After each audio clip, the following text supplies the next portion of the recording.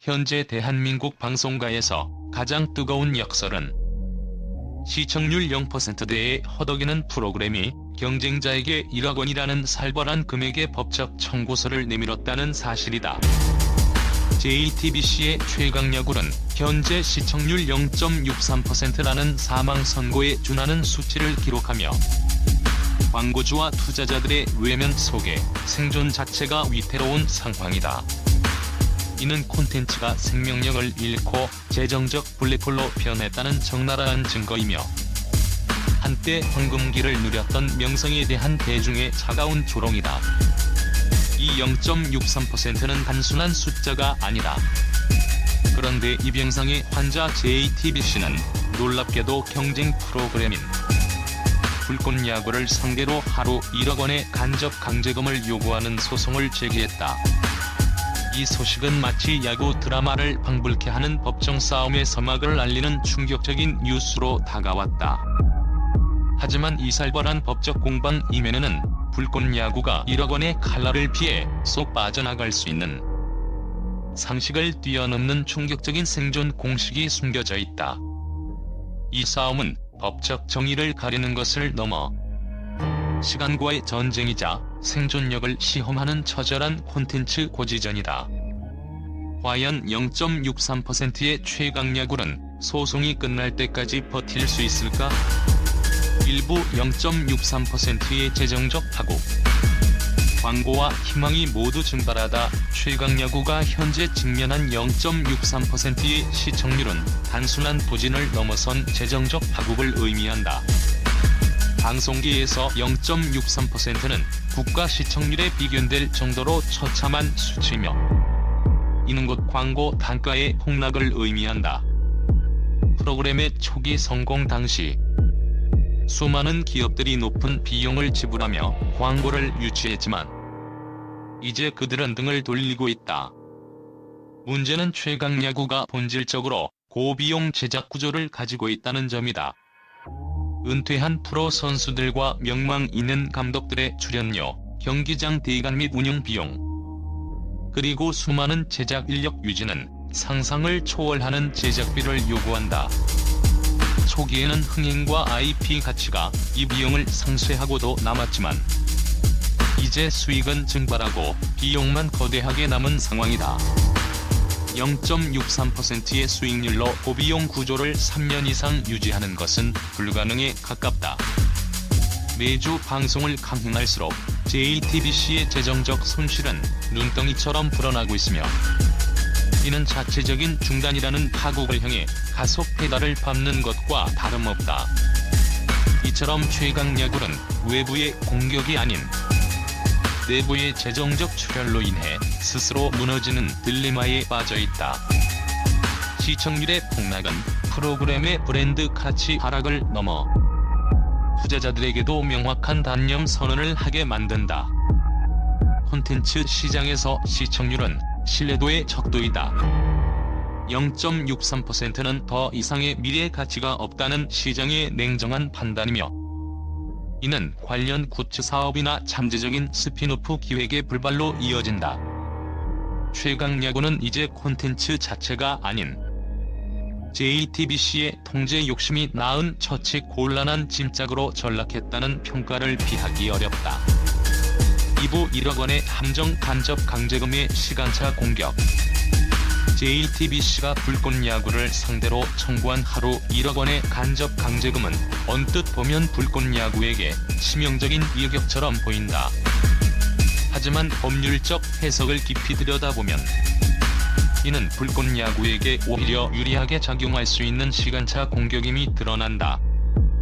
이 1억 원은 당장 불꽃야구 측이 JTBC에 지불해야 하는 금액이 아니다.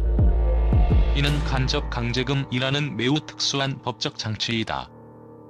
이 금액은 오직 다음 두 가지 조건이 모두 충족될 때만 효력이 발생한다.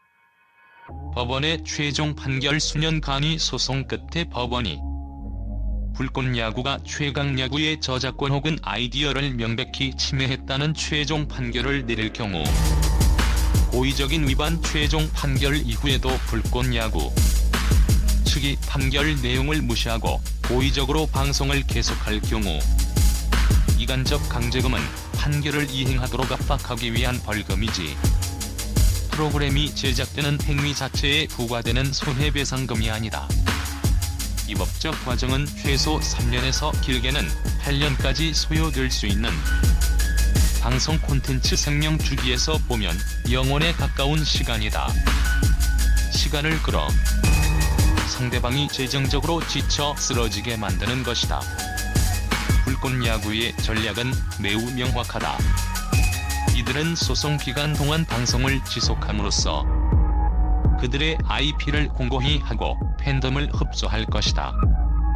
소송 기간 3에서 8년 동안 불꽃야구는 창조자의 비전을 바탕으로 진정성 있는 콘텐츠를 계속 생산할 것이고 0.63%의 늪에 빠진 최강야구는 막대한 제작비 부담을 견디지 못하고 스스로 방송을 중단할 가능성이 훨씬 높다.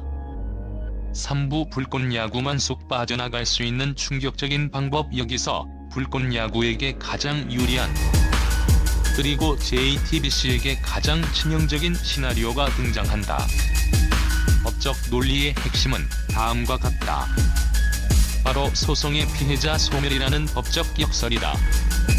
간접 강제금이나 방송 금지 가처분은 피해자가 현재 입고 있는 손해를 막기 위해 존재한다.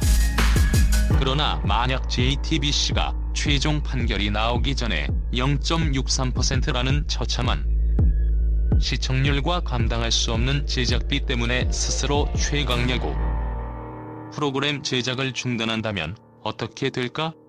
프로그램이 폐지되는 순간 소송의 피해자였던 최강야구라는 콘텐츠 자체가 법적으로 존재하지 않게 된다. 불꽃야구가 방송을 계속하더라도 더 이상 최강야구에 직접적인 재정적 피해를 입힐 수 있는 대상이 사라지는 것이다. 이 경우 방송 금지 명령을 강제하거나 간접 강제금을 부과할 법적 근거가 완전히 사라지거나 최소한 크게 약화된다. 이것이 바로 불꽃야구가 노리는 충격적인 생존 공식이다. 그들은 1억 원의 벌금을 피하기 위해 법정에서 싸우는 것이 아니라 경쟁자가 스스로 재정적 심장마비로 쓰러지기를 기다리는 인내의 게임을 벌이고 있는 것이다. 이 싸움은 법정에서의 치열한 공방이 아닌 시청자들의 채널 선택이라는 냉혹한 시장의 힘에 의해 결정될 것이다. 4부 KBO 생태계 교란 자본의 무책임한 민낯.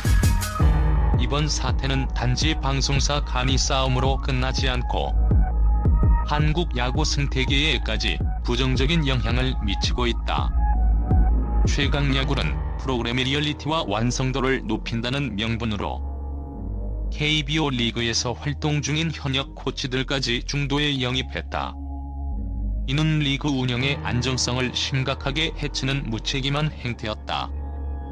시즌 중 코치가 팀을 이탈하면서 KBO 구단들은 심각한 코치 인력난을 겪어야 했고 이는 프로팀의 전력과 선수 육성에 직접적인 타격을 입혔다.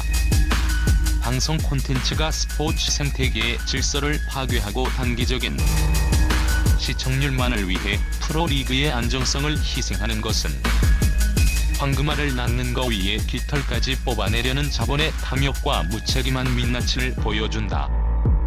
흥행을 위해 수단과 방법을 가리지 않던 최강야구가 이제 스스로 몰락하고 있다는 사실은 콘텐츠와 스포츠 생태계의 공존에 대한 뼈아픈 교훈을 남긴다.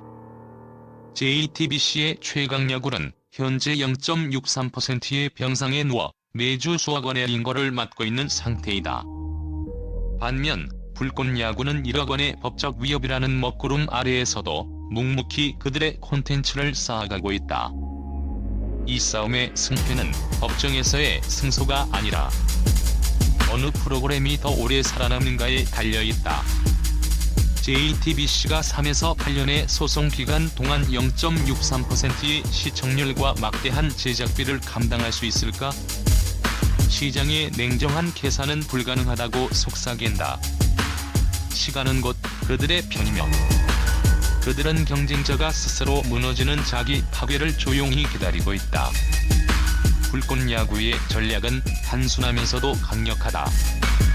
만약 최강 야구가 폐지된다면 하루 1억 원이라는 살벌한 간접 강제금의 칼날은 허공에 휘둘러지게 될 것이다.